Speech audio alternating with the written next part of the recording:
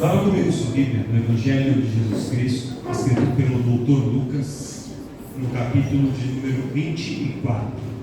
Evangelho de Jesus, escrito pelo Dr. Lucas, no capítulo de número 24. Para ganharmos tempo, nós vamos fazer só um recorte da leitura, então nós vamos ler a partir do verso de número 28. Evangelho de Jesus, escrito por Lucas, capítulo 24, a partir do versículo de número 28 até o verso de número 35. Um texto conhecido que nos conta a história de dois discípulos no caminho de Emaús. Diz assim o texto. Quem encontrou, dá glória a Deus. Glória a Deus! Se alguém por acaso não encontrou, ou está sem a Bíblia, pode acompanhar aqui pelo Data Show o texto que vamos ler. Diz assim, Lucas capítulo 24, a partir do verso 28. E chegaram à aldeia para onde iam, e ele fez como quem ia para mais longe. E eles o constrangeram, dizendo: fica conosco, porque já é tarde, e já declinou o dia. E entrou para ficar com eles. E aconteceu que, estando com eles à mesa, tomando o pão, o abençoou, e partiu, ele o deu, e abriram-se-lhes então os olhos, e o conheceram, e ele desapareceu-lhes. E disseram um para o outro: porventura não ardia em nós o nosso coração, quando pelo caminho nos falava e quando nos abria as Escrituras?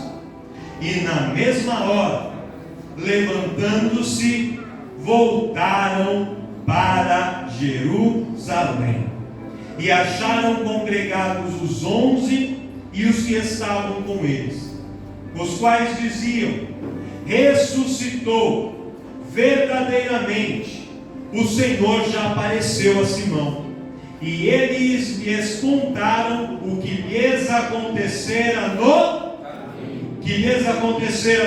caminho, e como deles foi conhecido no partir do pão. E você diz amém. Amém. Glória a Deus.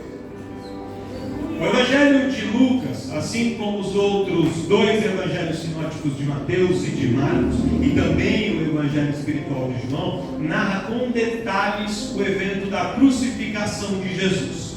Então, até o momento da crucificação e tudo aquilo que acontece, todos os evangelhos narram. Após o momento da crucificação, cada um dos evangelistas, com base na sua própria experiência, narra o momento da ressurreição e algumas aparições que Jesus fez. E Jesus, ele aparece para algumas pessoas em situações diferentes para comprovar que a promessa que ele havia feito de que ele morreria e que ele ressuscitaria no terceiro dia, de fato havia se cumprido. Só que este relato aqui em especial, somente Lucas narra.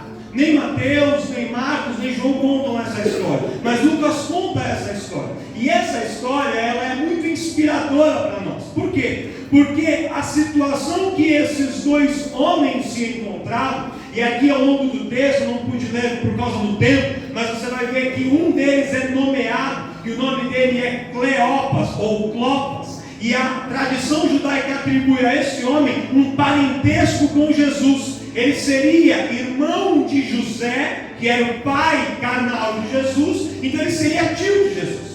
E esse homem chamado Clopas, junto com o outro discípulo, que nós não sabemos o nome, eles faziam parte do grupo dos discípulos de Jesus. E quando a gente pensa nos discípulos de Jesus, inicialmente, nós pensamos naquele grupo de 12, os 12 mais conhecidos. Só que os 12 eram a cúpula dos discípulos de Jesus. Mas além desse grupo de 12, havia um outro grupo mais amplo, um grupo formado por 70 ou 72 discípulos, que eram outros homens que também faziam parte do ministério, não tão próximos assim de Jesus como aqueles 12, mas que também desempenhavam funções ali dentro do ministério de Jesus. E este Clopas, ou Cleopas, junto com este outro discípulo, faziam parte deste grupo de 70. Então eles andaram durante os 3 anos do ministério de Jesus, andando com ele. Eles viram Jesus curar, eles viram Jesus fazer milagres, eles viram Jesus ressuscitar mortos, eles viram Jesus fazer promessas e falar muitas coisas. Eles acompanharam a trajetória de Jesus. E crendo na tradição judaica de que este Cleopas era tio de Jesus, ele conhecia Jesus então desde antes. Talvez desde a sua infância, desde a sua juventude, ele conhecia Jesus há muito tempo. Mas o que acontece? Quando Jesus ele é crucificado, a crucificação de Jesus foi um evento muito difícil de se ver. E aqueles discípulos que andavam com ele tinham a expectativa, eles alimentavam uma crença de que Jesus seria um Messias, a gente já falou isso muitas vezes, um Messias político. Ele seria um homem com força, com poder, que iria tirar o governo romano do poder, iria assumir o governo de Israel, iria libertar Israel do governo de Roma. Ele seria um novo rei ali para Israel. E como eles haviam visto Jesus fazer milagres, eles pensaram: olha, esse cara, quando faltou pão, ele multiplicou os pães e os peixes. Então, se ele for o governador, nunca vai faltar comida para ninguém. Ele vai lá, multiplica, a gente sempre vai ter comida. Eles viram Jesus curar os enfermos. Então o que eles pensavam? Se ele for o rei, se ele for o governador, nunca teremos mais problemas. Se alguém ficar doente, é só até ele. Ele cospe no chão, faz lodo, cura, ele toca, ele ora, manda uma palavra e todo mundo é curado. Ou seja, se ele for o rei, todos os nossos problemas estão resolvidos. E eles criaram a expectativa de que Jesus tinha vindo aqui na terra para resolver todos os problemas deles. Problema de dinheiro, problema de doença, um problema de uma perseguição. Só que o projeto de Jesus é muito maior do que isso. Aleluia! E às vezes, irmãos, a gente está dentro da igreja, a gente está andando com Jesus, só que a gente não entendeu qual que é o plano dele para a minha vida e para a sua vida. A gente vem para a igreja achando que Jesus é só aquele que abre porta de emprego, e ele de fato abre, mas Jesus não veio somente para isso. A gente veio aqui na igreja porque ouviu falar que o nosso amigo ganhou um carro quando ele foi para a igreja, então eu vou lá, eu também preciso ganhar um carro. Jesus pode te dar a chave de um carro? Ele pode, e até profetiza que ele vai te dar, mas ele não veio para isso. Jesus então é aquele que vem para me dar uma namorada, um namorado que eu estou solteiro, e lá na igreja eu vou arrumar um namorado. Jesus pode preparar alguém? Pode preparar, mas o propósito principal da vida de Cristo não é esse. Jesus veio primeiramente para salvar a minha vida e a sua vida, e garantir que um dia, quando tudo isso desse mundo passar, nós vamos morar com Ele no céu, na glória. E segundo, Jesus veio para nos transformar de dentro para fora. Só que a gente não entende isso. E aí a gente traça planos, a gente traça metas. Vai ser até o final do ano, eu vou sair do aluguel e vou comprar minha casa. Olha, no ano que vem eu vou casar. No mês que vem, essa enfermidade que o médico disse não tem jeito, vai estar curada, eu vou botar o texto. E a gente começa a traçar planos. Mas aí acontece que às vezes as coisas não ocorrem, elas não fluem da maneira como a gente imagina. E aí o que acontece? Vem um sentimento maligno morar dentro do meio do seu coração. O sentimento de frustração.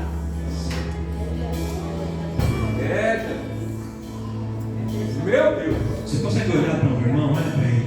Só olha só para a carinha dele, para a carinha dela. Dá uma olhada. O da direita, o da esquerda.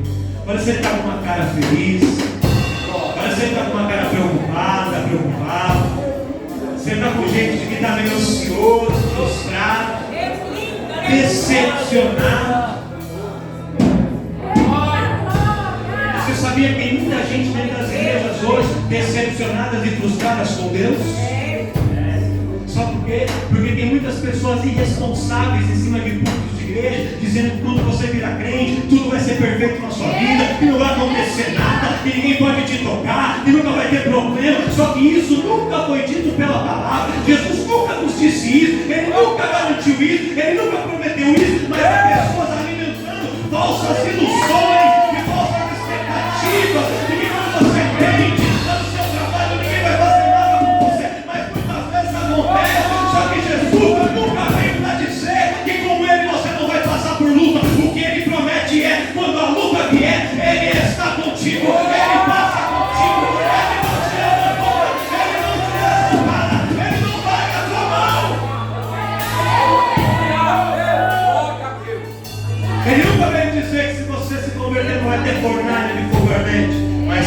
alegria quando você tem valor.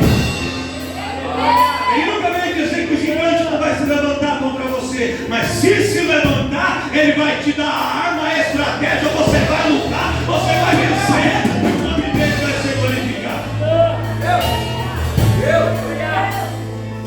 Mas a gente não entende isso. E aí a gente deixa o sentimento de decepção, de frustração entrar dentro do nosso coração. Foi o que aconteceu aqui. Eles acharam que Jesus ia fazer as coisas de um jeito, e Jesus estava trabalhando de outra maneira. Eu quero te falar uma coisa: não é porque Jesus não fez do jeito que você acha que ele vai fazer, não é porque Jesus não fez no tempo que você acha que ele deveria fazer, não é porque Jesus não está trabalhando da maneira como você acha que ele deveria trabalhar, que ele não está fazendo nada, que ele perdeu o controle, que as coisas estão dando errado. Ele só está fazendo de uma maneira diferente, e lá na frente você vai entender o propósito. Quando Lázaro fica doente, as irmãs de Lázaro acharam: tá bom, ficou doente, Jesus vai chegar, vai curar e vai dar tudo certo. Só que Jesus não chega, Lázaro morre, e aí quando Jesus chega depois, nós falamos: Jesus, se o Senhor tivesse vindo antes, meu irmão não tinha morrido, mas agora não tem mais jeito. E Jesus fala: quem é que disse que não tem jeito? Quem é que disse que acabou? Quem é que disse que é o final? Eu não cheguei na hora que você pediu, eu não cheguei no momento que você achou que eu tinha que chegar, mas eu ainda tenho controle, eu ainda tenho poder para operar milagres. Eu não vim para curar a Lázaro, mas eu vim para ressuscitar aquele que é da morte.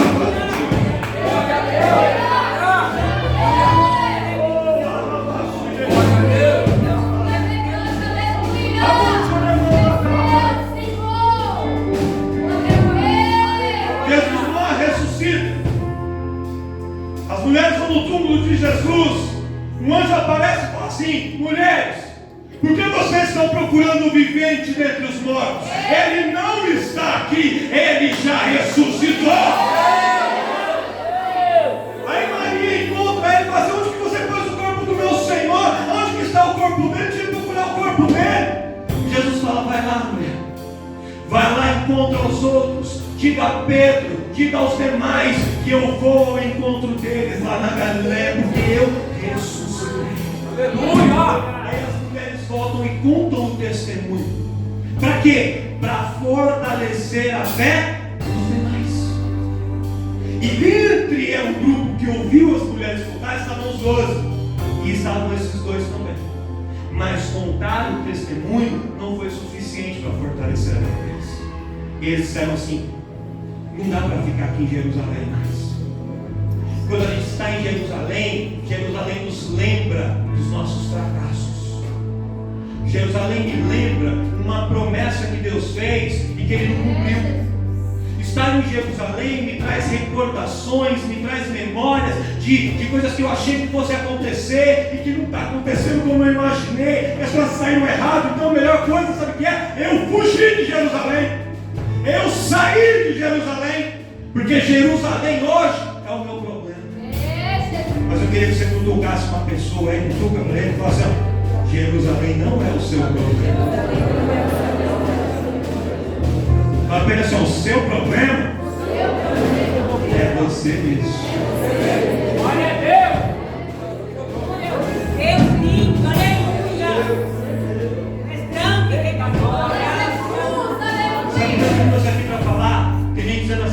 Meu casamento não está indo como eu imaginei. É melhor eu sair desse Jerusalém para outro. Olha aí, pai, fala. Eu saio de Jerusalém, não. Mas o ministério não está indo como eu imaginei. É melhor eu ir para outro. Fica aonde Deus te mandou.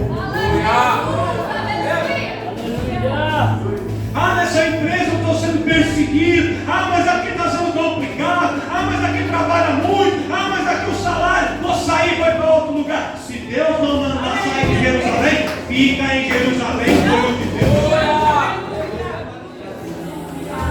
E a gente quer sair. A gente quer fugir. Porque a gente acha que se a gente sair, os nossos problemas serão resolvidos. Esses homens queriam sair.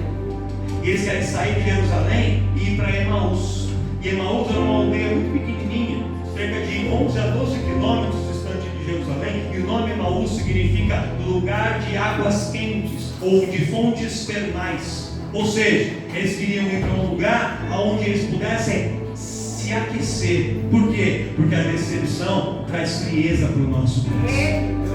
Quando a gente espera alguma coisa e não acontece, nosso coração vai ficando fechado, nosso coração vai ficando frio, a gente vai ficando ali meio morto. E aí a gente quer buscar algo que venha nos aquecer. E aí eles saem de Jerusalém e pegam o caminho, a estrada da frustração em direção a Emaús. Pode perguntar uma coisa. Jesus podia ter impedido eles de sair de Jerusalém, sim ou não? Sim ou não? Sim. Mas Jesus não fez isso. Sabe por quê? Jesus deixou. Porque Jesus iria encontrá-los no meio do caminho. Aleluia! Tem um mistério aqui, irmãos. Tem um mistério aqui. Porque eles saem, pastor Inácio, frustrados, decepcionados, entristecidos, com o semblante caído, e vão no caminho os dois conversando. E um perguntava para o outro: mas você viu? Mas ele não falou aquilo? Mas você viu aquela promessa? E eles vão se fazendo perguntas, e os dois tinham muitas perguntas, mas nenhum deles tinha respostas. Louvado seja Deus. Tem gente aqui com um monte de pergunta no coração, né? Mas por que o Senhor permitiu isso? Por que essa situação? Por que eu estou vivendo esse momento? Por que a porta não abre? Por que essa enfermidade? Por que essa perseguição? Por que essa situação na minha família? Por que meu casamento está assim? Por que meu ministério não anda? Por que a situação financeira está tão complicada? Por que isso? Por que aquilo? Ei, Jesus sabe da sua frustração. Ele sabe dos seus questionamentos. E Ele sabe que você tem até vergonha de falar no meio dos outros. Então Ele te deixou andar. E você sozinho no meio do caminho. Ele está indo ao teu encontro no meio do caminho hoje. Porque Ele quer ter um particular com você no meio do Aleluia! Olha só, eu não li essa parte porque o tempo não permite. Mas depois você lê na sua casa. Olha o que acontece.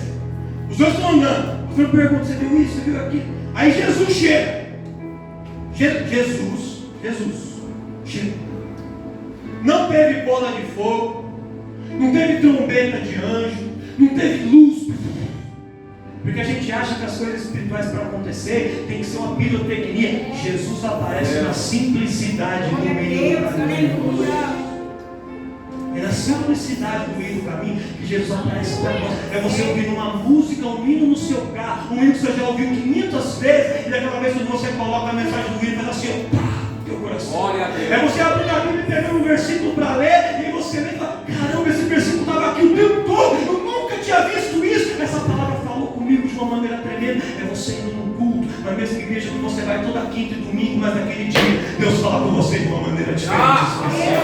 E Deus às vezes de uma maneira simples no meio do caminho, para revelar coisas profundas ao teu coração. E Ele tem revelações profundas para você, coração. Jesus encontra esse meio do caminho. E Jesus começa a conversar com eles. E olha a estratégia de Jesus. Pessoal, tudo bem? Do que vocês estão falando? Sobre o que vocês estão conversando? Aí eu te pergunto: Jesus sabia o que eles estavam conversando, sim ou não? Sim. Mas Jesus pergunta. Aí o discípulo aqui, ainda meio grosseiro, meio arrogante, falou assim: você é o único peregrino aqui em Jerusalém que não sabe o que está acontecendo? Só você que não sabe o que está acontecendo? Só você não viu todos os eventos, todos os fatos? Tem hora que a gente acha que Jesus não está vendo o que está acontecendo, né? Eita, Jesus! Eu estou passando essa perseguição, o senhor não está vendo? O senhor não está vendo? Falaram para mim, o senhor não está vendo? Ele sabe. Glória a Deus. Jesus fala assim: não estou sabendo de nada, não. Me conta, o que aconteceu? E aí eles começam a falar. Olha, porque Jesus, ele era um homem, um profeta poderoso em obras e poderoso em palavras. seria o Messias e que seria o libertador, mas agora os homens o levaram preso e ele foi crucificado, e ele disse que ressuscitaria no terceiro dia, mas nós não vimos o seu corpo. Algumas mulheres disseram que viram, mas a gente não viu. Nós estamos decepcionados, nós estamos frustrados, nós estamos cansados de esperar, nós estamos chateados e a gente está indo embora porque eu estou cansado disso. É sempre a mesma coisa, é sempre o mesmo culto, é sempre o mesmo louvor, é sempre a mesma pregação e nada muda, é só um monte de promessa e não estou vendo nada acontecer. Eu quero saber, a gente está indo embora. Sabe o que é interessante aqui, irmãos? Jesus sabia o que eles estavam conversando, sim ou não? Sim. Jesus sabia o que eles estavam sentindo, sim ou não? Sim. Mas Jesus queria que eles falassem. Oh, aleluia! Jesus queria que eles colocassem.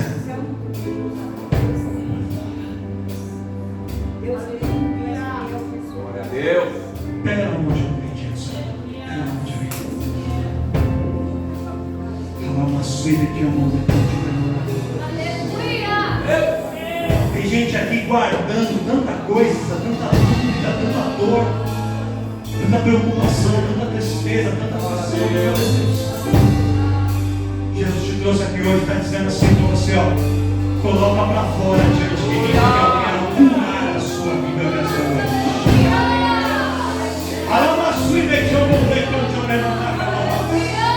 Eu te trouxe aqui nessa noite porque eu quero que você tenha a oportunidade de falar. Chega diante de mim e fala: Senhor, eu estou chateado por isso, está acontecendo isso. Senhor, eu esperava que fosse assim, não está acontecendo. Coloca diante dele, coloca diante do altar, porque quando você põe para fora, quando você lança para fora, você dá ao Senhor a oportunidade de curar o teu coração, de curar a tua alma, de curar o teu interior. E ele tem cura para você nessa noite.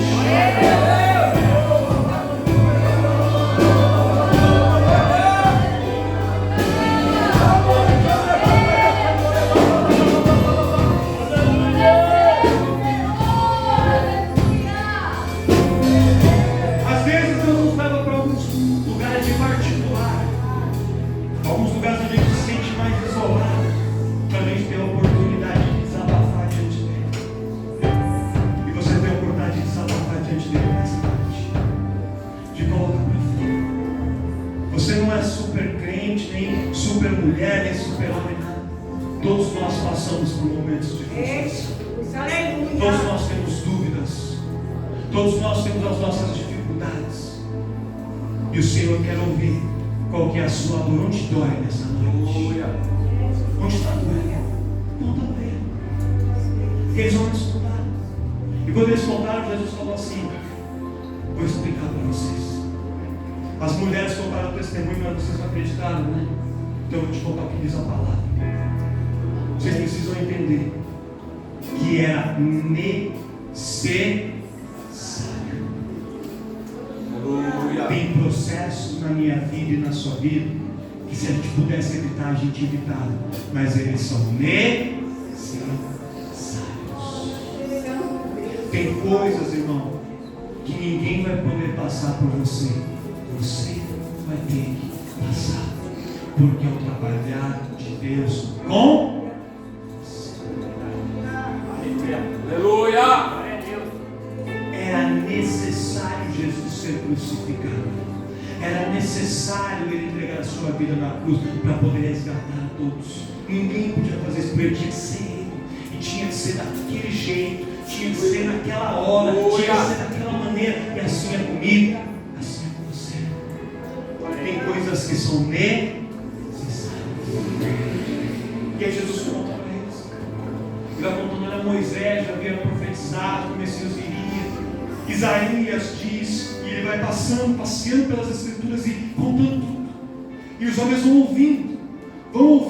E à medida que eles vão ouvindo, o coração que estava frio começa a aquecer. Aleluia!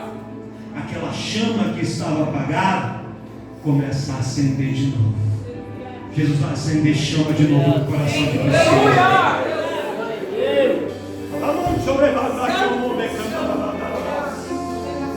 Glória a Deus! Eles vão andando, Jesus vai falando, a palavra vai entrando, o coração vai aquecendo, vai começando a ter mudança, o sorriso começa a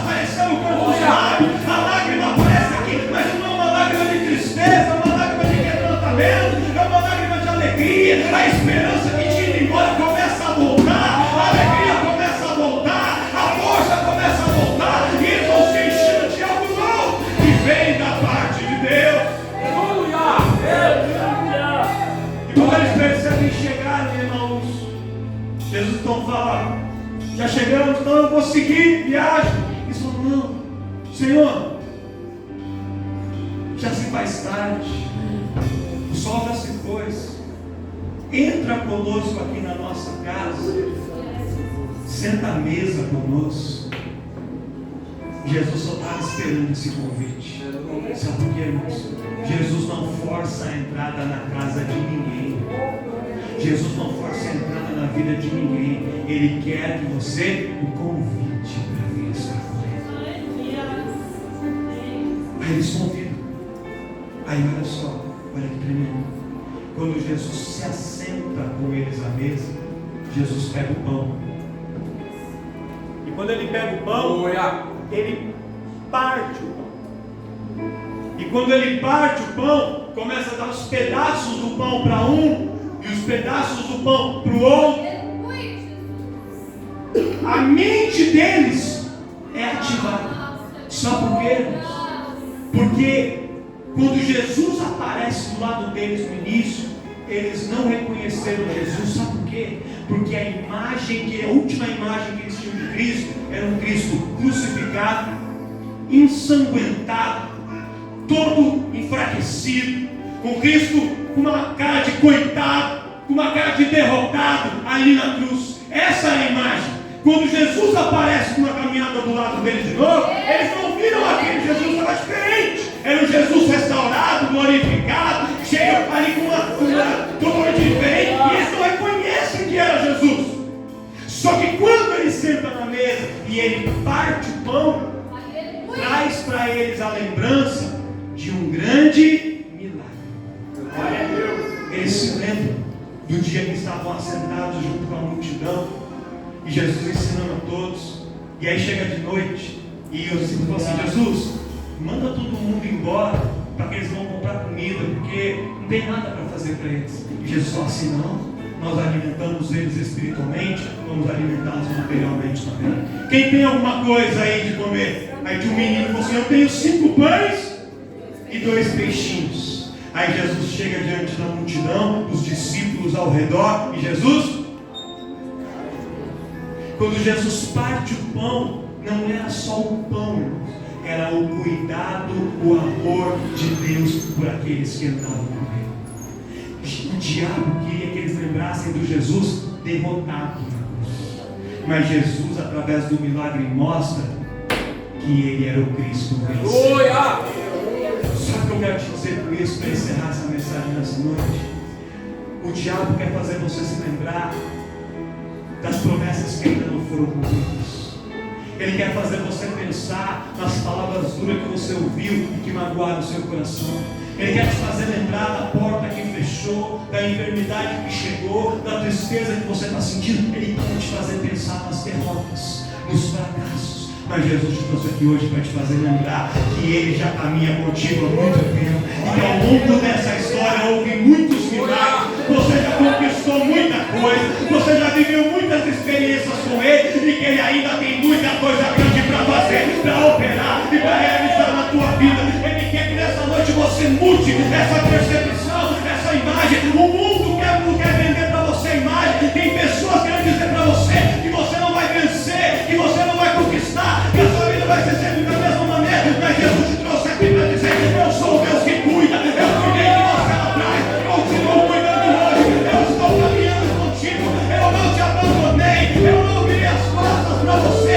As coisas podem não ter acontecido da maneira como você planejou, mas eu ainda estou no controle da situação e eu ainda vou operar e completar as minhas promessas.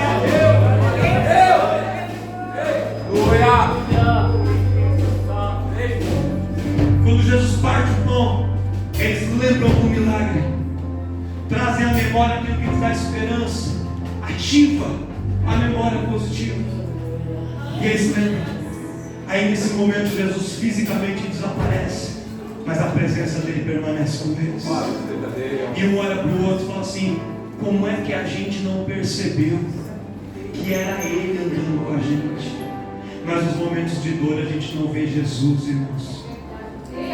No meio da tempestade, a gente vê Jesus vindo e pensa que é um fantasma, não é, pastor? Mas não é um fantasma, é Jesus vindo a nós. No meio das frustrações, Jesus está andando com a gente não está vendo, a gente não está reconhecendo, mas Ele está ali. E aí Jesus traz você essa noite para dizer: eu estou caminhando contigo no meio desse deserto, no meio dessa situação. Eu te encontrei no meio do caminho para te dizer isso. Você não está sozinho. Você não está sozinho. A história não acabou. Eu ainda tenho promessas para cumprir. E aí um olha para o outro e fala assim: a gente não precisa de Emaús para aquecer o nosso coração. O que aquece o nosso coração é a presença e a palavra de Deus. Eu não preciso de lugar nenhum para aquecer o meu coração. É a presença dele que me aquece. Não é tempo de ficar em Emaús, é tempo de voltar para Jerusalém, da onde eu nunca devia ter saído. E eles voltam para contar o seu testemunho daquilo que eles viveram. Sabe o que Jesus está dizendo aqui? E eu vou encerrar aqui para te fazer. Esse processo, essa luta, essa dificuldade vai gerar um testemunho de uma experiência tremenda de Deus na sua vida.